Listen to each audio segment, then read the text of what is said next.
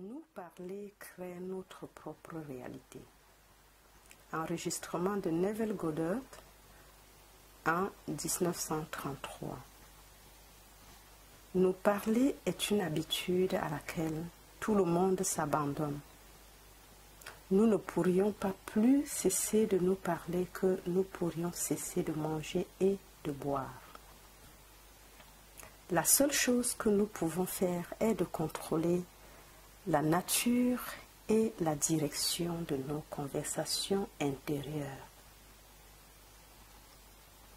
La plupart d'entre nous ignorent totalement le fait que nos conversations intérieures sont la cause des circonstances dans nos vies. Il est dit que tel un homme pense, tel il est. Mais savons-nous que ce à quoi un homme pense suit les rails qui ont été posés par ses propres conversations intérieures? Pour faire dévier les rails auxquels il est attaché dans la direction qu'il voudrait s'en aller, l'homme doit se détourner de ses anciennes conversations, ce que la Bible appelle le vieil homme, en renouvelant son esprit. Parler est l'imagerie de l'esprit.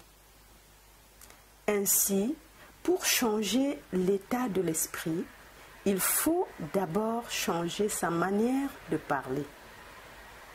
Parler veut dire toutes ces conversations mentales que nous entretenons avec nous-mêmes dans notre tête. Le monde est un cercle magique de transformation mentale aux possibilités infinies, car il existe un nombre infini de conversations mentales possibles.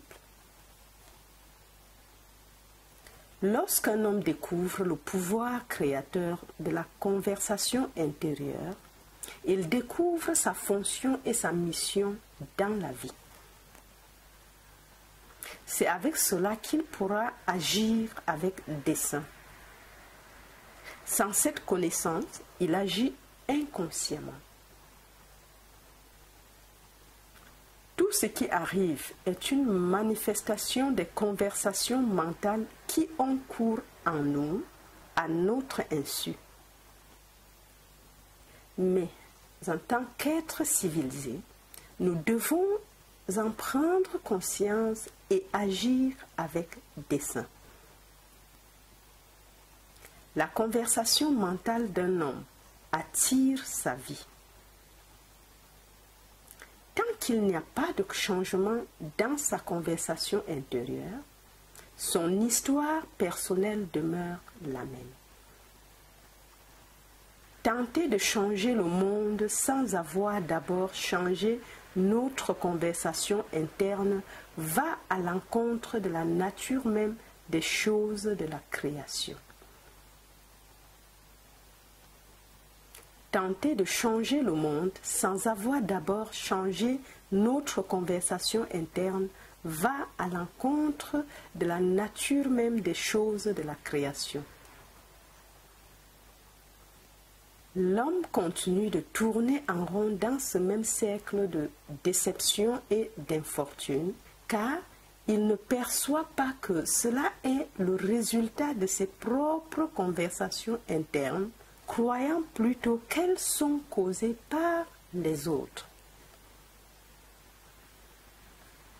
Cela peut sembler tiré par les cheveux, mais ce principe fait bel et bien l'objet de recherches et d'expérimentations scientifiques de nos jours. La formule de cette science qui étudie l'effet des mots sur la réalité objective n'est pas moins prouvable que la formule écrite par un chimiste. Une jeune femme m'a un jour parlé des difficultés qu'elle éprouvait à travailler avec son employeur. Elle était convaincue qu'il critiquait et rejetait injustement tout ce qu'elle faisait avec bonne volonté. Après avoir écouté son histoire, je lui ai expliqué que sa conviction qu'il, l'employeur, était injuste était un signe évident qu'elle avait elle-même besoin d'un nouveau sujet de conversation. Il n'y avait aucun doute qu'elle argumentait mentalement avec son employeur, car les autres ne sont qu'un écho de ce que nous chuchotons en secret. Et elle avoua qu'en effet, elle argumentait mentalement avec lui toute la journée. Lorsqu'elle s'est rendue compte de ce qu'elle était en train de faire, elle accepta de changer ses conversations internes avec son employeur. Elle imaginait qu'il la remerciait pour son bon travail et qu'en retour, qu'elle le remerciait pour sa reconnaissance et sa gentillesse. Avec émerveillement, elle s'est vite rendue compte que c'est sa propre attitude qui lui occasionnait ces déboires et le comportement de son employeur a basculé. Tout était vraiment l'écho de ses conversations mentales avec lui. Il m'arrive rarement d'observer une personne sans me demander quelle sorte de conversation entretient-elle? À quelle menace imminente songe-t-elle? Nous devons commencer à mener nos vies de manière consciente, car c'est là où réside la solution à tous nos problèmes. Le deuxième homme, le Seigneur en chacun de nous, tente de devenir conscient de lui-même dans la chair, de sorte qu'il pourra s'occuper des affaires du Père. Quelles affaires? Imiter son Père, de devenir un maître du Verbe, maître de son discours interne, de manière à façonner notre monde à la ressemblance du royaume de l'amour. Le prophète a dit, « Soyez donc imitateurs de Dieu, comme des enfants bien-aimés. » Éphésiens 5. Comment pourrais-je imiter Dieu? Bien, il est dit que Dieu appelle les choses invisibles comme si elles étaient visibles et l'invisible devient visible.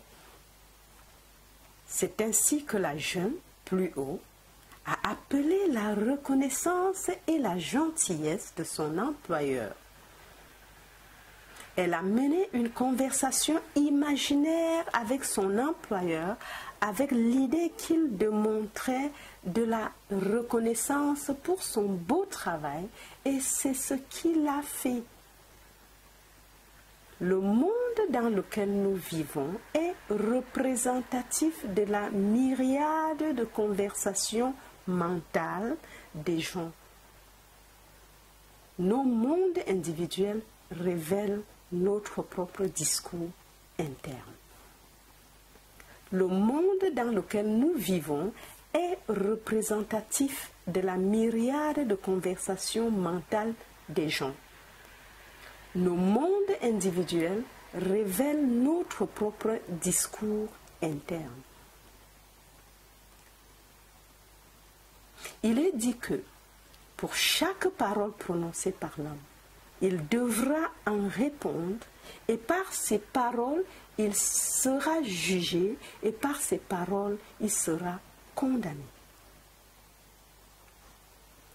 Nous nous abandonnons à des conversations internes négatives, puis nous nous attendons à rester aux commandes de la vie. Nos conversations mentales présentes ne s'évanouissent pas dans le passé, comme l'homme le croyait jusqu'ici. Elles se projettent dans l'avenir pour nous revenir en paroles gaspillées ou paroles investies.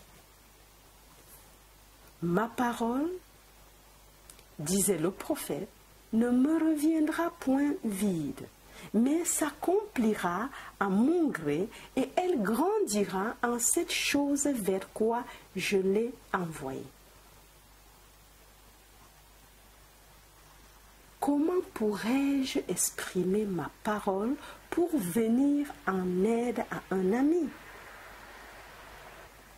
J'imaginerai que j'entends sa voix, qu'il est là physiquement, que ma main repose sur lui. Puis, je le féliciterai pour son bonheur et je lui dirai que je ne l'ai jamais vu se porter aussi bien.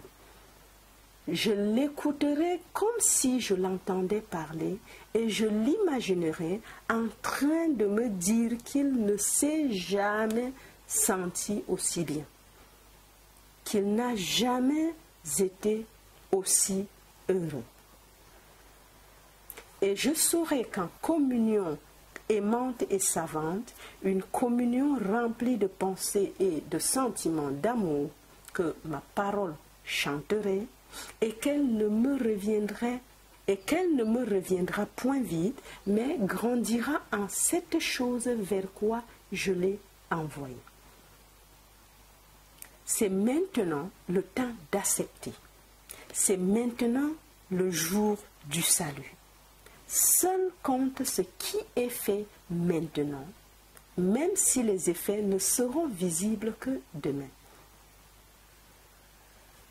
Maintenant, vous pouvez admettre que c'est par un effort intérieur d'attention intense, d'écouter attentivement pour entendre que vous allez crier.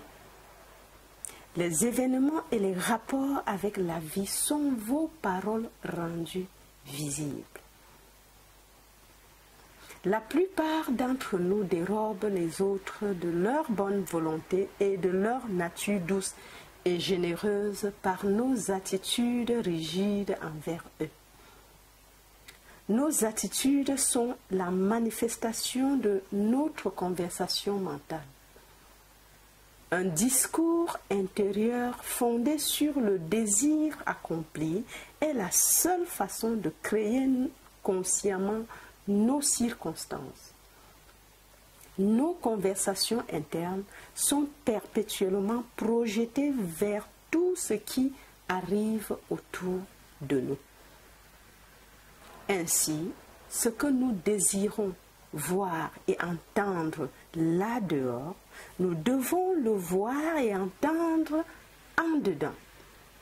L'ensemble du monde manifesté nous révèle en effet comment nous employons le verbe. Si vous pratiquez cet art de contrôler le dialogue intérieur, vous aussi pourriez dire avec exaltation, et je vous l'ai dit avant qu'il soit accompli, pour que lorsqu'il sera accompli, vous pourrez croire. Vous serez en mesure d'utiliser votre imagination de manière consciente pour transformer et canaliser ces puissantes énergies créatrices de la parole des plans mentaux et émotionnels au plan physique et matériel. Et je ne connais pas quelle peut être la limite, s'il y en a une, à un tel processus. Vous serez en mesure d'utiliser votre imagination de manière consciente pour transformer et canaliser ces puissantes énergies créatrices de la parole, des plans mentaux et émotionnels au plan physique et matériel, et je ne connais pas quelle peut être la limite, s'il y en a une, à un tel processus.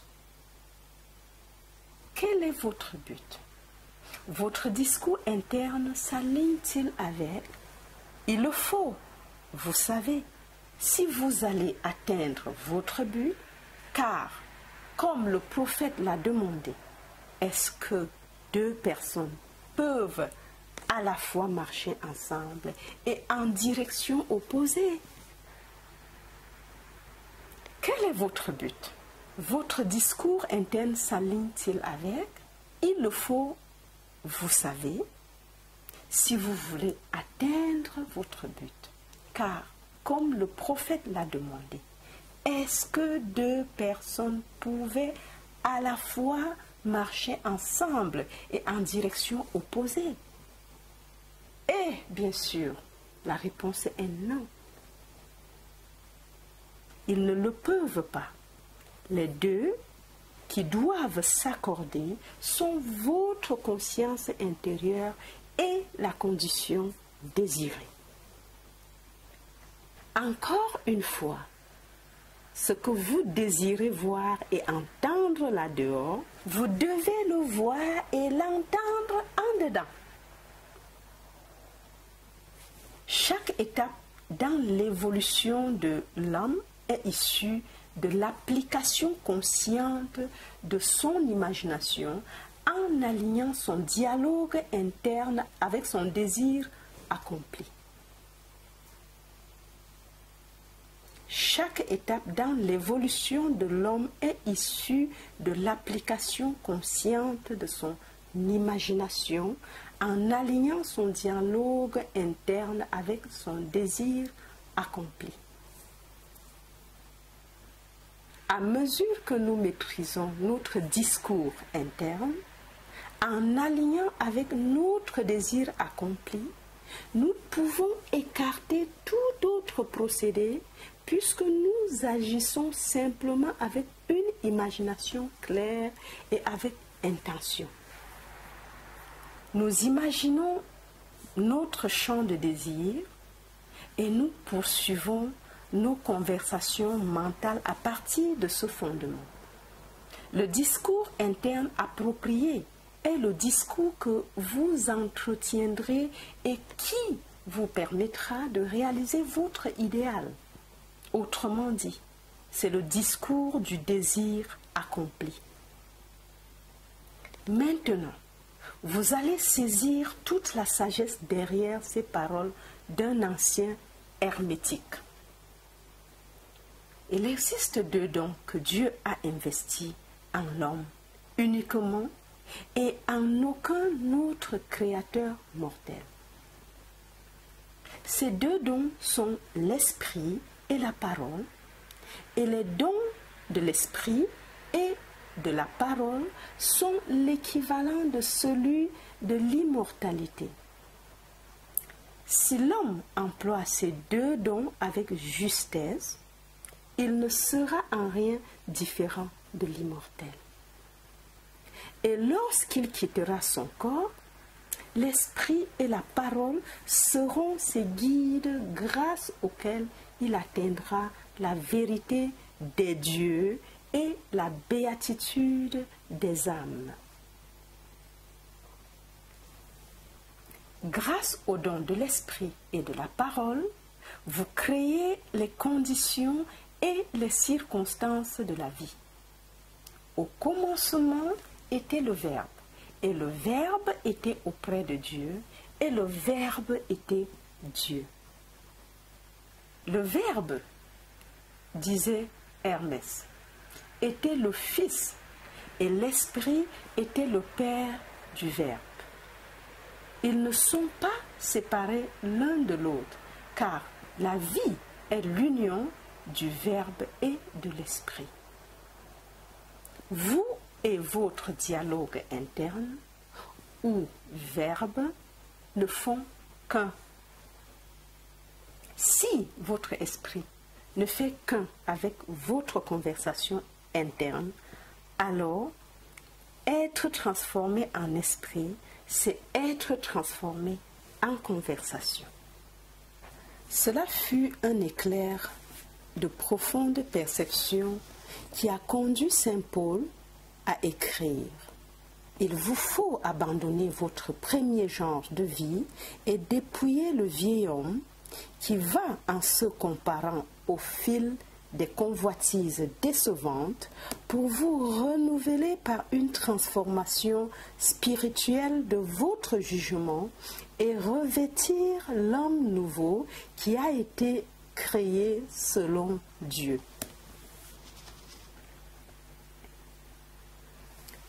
Revêtir l'homme nouveau et vous renouveler par une transformation spirituelle de votre jugement veut dire de changer votre conversation interne pour que la parole et l'esprit soient unis. Un changement de la parole implique un changement de l'esprit.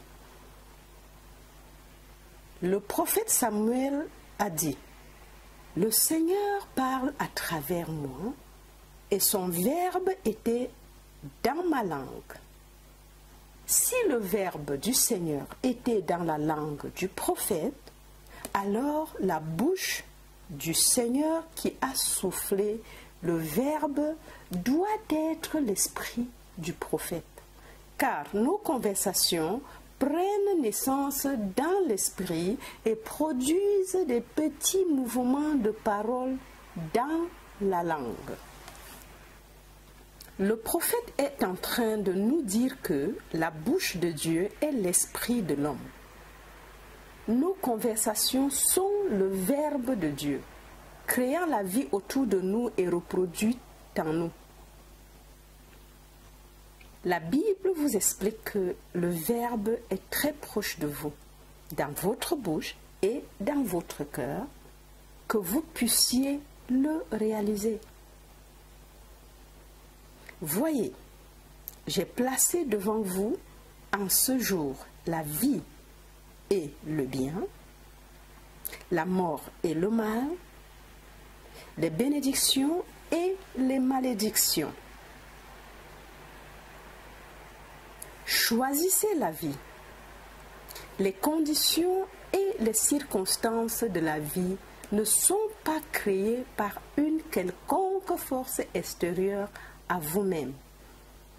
Ces conditions sont le résultat de votre exercice du libre arbitre. Votre liberté de choisir les idées sur lesquelles vous allez agir. C'est maintenant le temps d'accepter. C'est maintenant le jour du salut. Tout ce qui vous enchante, pensez uniquement à ces choses, car votre avenir sera formé par le Verbe de Dieu, ce qui est votre dialogue interne actuel.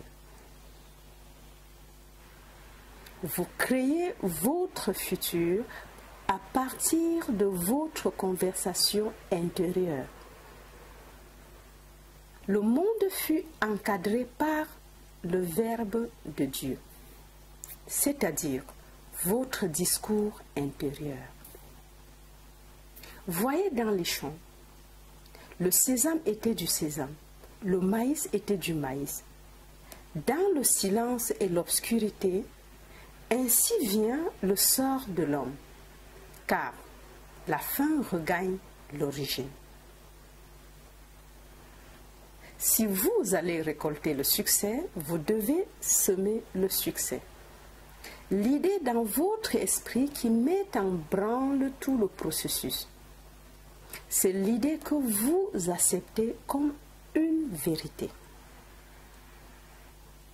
Ceci est un point très important à saisir, car la vérité repose sur l'intensité de l'imagination et non sur des faits.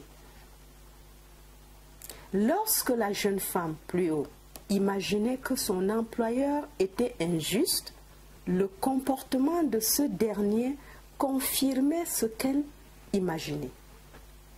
En modifiant sa propre conception de son employeur, le comportement de ce dernier reflétait ce changement, ce qui démontre qu'une préconception persistante se solidifie pour devenir un fait. L'esprit se comporte toujours selon les préconceptions qu'on lui fournit. Cela étant, pour connaître le succès, nous devons présumer que nous connaissons déjà le succès. Nous devons vivre uniquement à partir de notre imagination et cela doit être entrepris consciemment et délibérément. Cela n'a aucune importance si, en ce moment, les faits extérieurs n'amènent pas la preuve de votre présomption. Si vous le présumez avec persistance, la présomption deviendra un fait. Les signes suivent, ils ne précèdent jamais. Dans ce même ordre d'idées, assumer un nouveau concept de vous-même passe par un nouveau dialogue intérieur. Cela revient en termes bibliques à devenir le nouvel homme en adoptant un nouveau verbe de Dieu. Notre discours intérieur, même s'il n'est pas audible aux autres, a beaucoup plus d'influence sur les conditions futures que toutes les politiques et commandements verbaux de l'homme. Notre discours intérieur, même s'il n'est pas audible aux autres, a beaucoup plus d'influence sur les conditions futures que toutes les politiques et commandements verbaux de l'homme. Votre idée attend juste d'être incarnée, mais à moins de lui donner vous-même toute votre affection humaine, elle sera incapable de se déployer. Vous devez vous-même définir la personne que vous désirez être et ensuite assumer et ressentir avec foi l'objet dans votre champ de désir afin que cette présomption puisse s'exprimer à travers vous. Vous devez vous-même définir la personne que vous désirez être et ensuite assumer et ressentir avec foi l'objet dans votre champ de désir afin que cette présomption puisse s'exprimer à travers vous.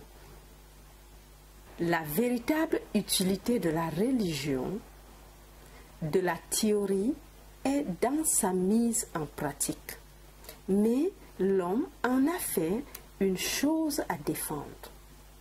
C'est à vous que ces mots s'adressent.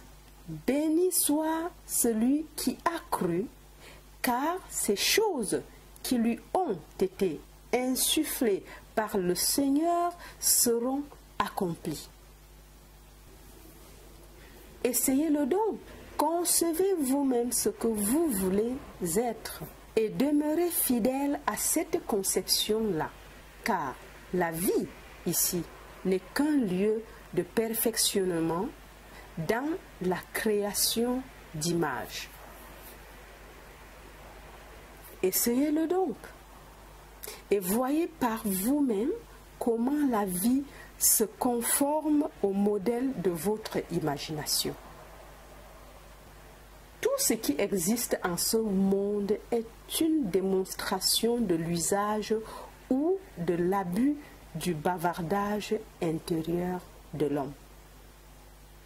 Les discours internes négatifs, surtout ceux axés sur le mal et l'envie, sont les précurseurs des futurs champs de bataille et des pénitences de ce monde. C'est par habitude que l'homme a développé son affection secrète pour ces conversations internes négatives. C'est ainsi qu'il va justifier la chance ou la malchance, qu'il va critiquer ses voisins, qu'il va jubiler sur la détresse chez les autres et en général qu'il va déverser son venin sur tout et tous. Un tel abus du verbe perpétue la violence dans le monde.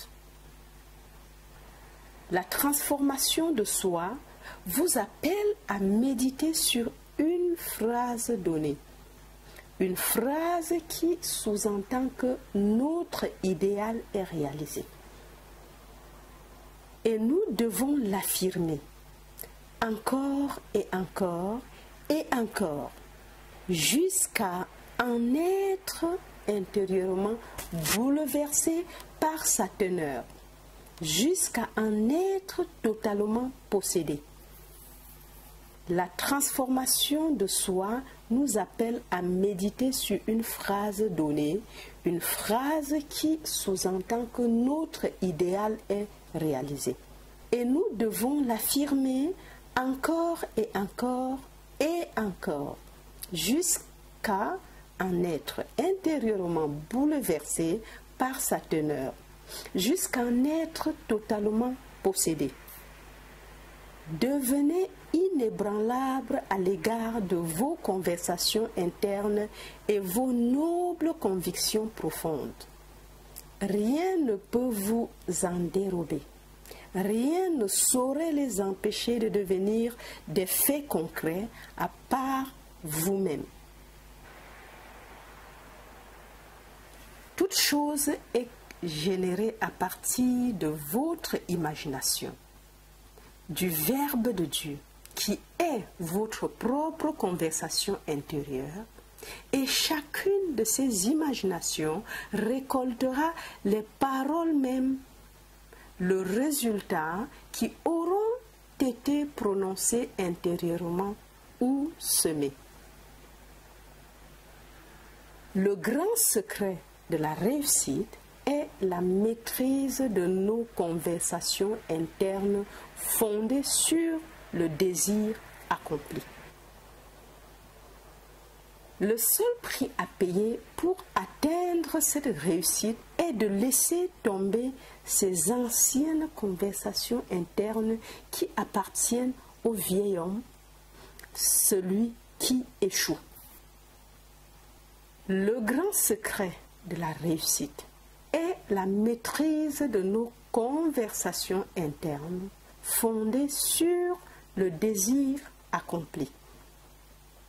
Le seul prix à payer pour atteindre cette réussite est de laisser tomber ces anciennes conversations internes qui appartiennent au vieil homme, celui qui échoue. Le temps est venu pour beaucoup d'entre nous de prendre en main consciemment la création du paradis sur terre, de consciemment et volontairement faire usage de notre imagination pour entendre et dire intérieurement uniquement ces choses qui sont en harmonie avec notre idéal et qui permettra d'actualiser ce paradis sur terre. À chaque fois que nous appliquons avec amour notre imagination au bénéfice d'une autre personne, nous devenons littéralement un représentant de Dieu auprès de cette personne. À chaque fois que nous appliquons avec amour notre imagination au bénéfice d'une autre personne, nous devenons littéralement un représentant de Dieu auprès de cette personne. Utilisez toujours votre imagination avec maîtrise en tant qu'acteur et non en tant que spectateur. En vous servant de votre imagination, vous transformez de l'énergie des plans mental et émotionnel au plan physique et matériel. Élargissez votre perception. Imaginez, regardez ce que vous voulez voir. Imaginez que vous entendez ce que vous voulez entendre et que vous touchez ce que vous voulez toucher. Faites cela consciemment et intensément. Donnez à cet état imaginaire toute la saveur et les sensations de la nouvelle réalité. Continuez à faire cela jusqu'à faire remonter en vous un sentiment d'accomplissement et la sensation d'être pleinement satisfait. Voilà comment utiliser l'imagination de manière active et délibérée au lieu d'accepter les apparences d'une manière passive et incontrôlée. C'est par cette utilisation active et volontaire de l'imagination que ce fameux deuxième homme, le Seigneur du ciel, s'éveille en l'homme. Les hommes considèrent l'imagination comme une chose farfelue ou encore comme une faculté épuisante et pénible, mais en fait, c'est littéralement le portail de la réalité. L'imagination est le chemin vers l'état désiré. Elle est la vérité de l'état désiré et elle est la vie de cet état désiré. L'imagination est le chemin vers l'état désiré, elle est la vérité de l'état désiré et elle est la vie de cet état désiré. Si vous arrivez à saisir cela pleinement, alors vous comprendrez que tout ce que vous faites dans votre imagination est la seule chose qui a de l'importance. Dans ce manège de notre imagination se déroule perpétuellement notre mélodrame de la vie. Dans ce manège de notre imagination se déroule perpétuellement notre mélodrame de la vie. Nous pouvons, au moyen d'un usage actif et délibéré de l'imagination, tendre la main à un ami désespéré se trouvant à des milliers de kilomètres de nous et porter santé et prospérité aux lèvres desséchées de son âme. Nous pouvons, au moyen d'un usage actif et délibéré de l'imagination, tendre la main à un ami désespéré se trouvant à des milliers de kilomètres de nous et porter santé et prospérité aux lèvres desséchées de son âme. Voilà le chemin vers tout ce qui est créé en ce monde.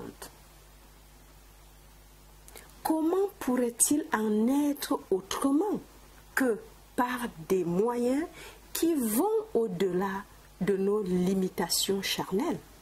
Mais l'imagination exige que nous vivions nos rêves dans le présent, car ce portail du présent est la somme de tous les temps.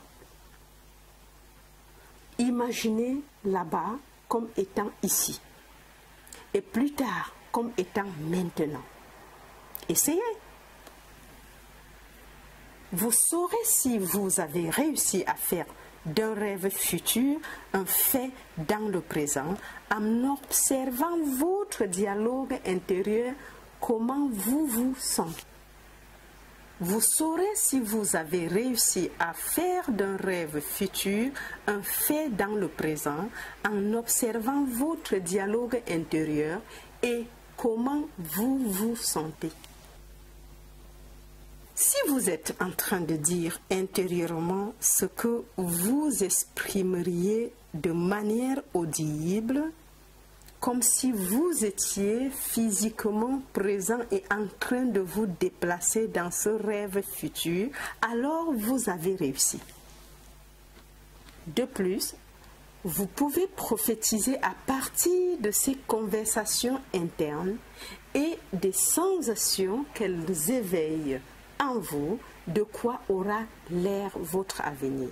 Car seul un pouvoir habite le prophète, celui de l'imagination, la vision divine. Tout ce que nous rencontrons est notre verbe rendu visible. Et la raison pour laquelle nous ne comprenons pas ce qui nous arrive est due au fait que nous ne reconnaissons pas la force de nos propres conversations internes et les sentiments qu'ils suscitent en nous. Si nous n'aimons pas ce qui nous arrive, c'est le signe indéniable qu'il est grand temps de changer de diète mentale. Car il est dit que l'homme ne vit pas uniquement de pain, mais encore de chaque parole qui provient de la bouche de Dieu. Ayant maintenant découvert que la bouche de Dieu est l'esprit de l'homme, un esprit animé par des mots ou le discours interne, nous devrions veiller à introduire exclusivement des pensées nobles et d'affection, car c'est par nos paroles et notre dialogue interne que nous bâtissons notre monde. Ayant maintenant découvert que la bouche de Dieu est l'esprit de l'homme, un esprit animé par des mots ou le discours interne, nous devrions veiller à introduire exclusivement des pensées nobles et d'affection, car c'est par nos paroles et notre dialogue interne que nous bâtissons notre monde. Puisse la main divine et aimante hisser votre faim et votre soif pour tout ce qui est noble et de bon goût, et que votre esprit s'affame lorsque vous osez tendre votre main vers une coupe que l'amour n'a pas remplie ou vers un bol que l'amour n'a pas béni. Que vous n'ayez plus jamais à vous dire « Qu'ai-je dit? Qu'ai-je fait? » Ô tout-puissant Verbe humain.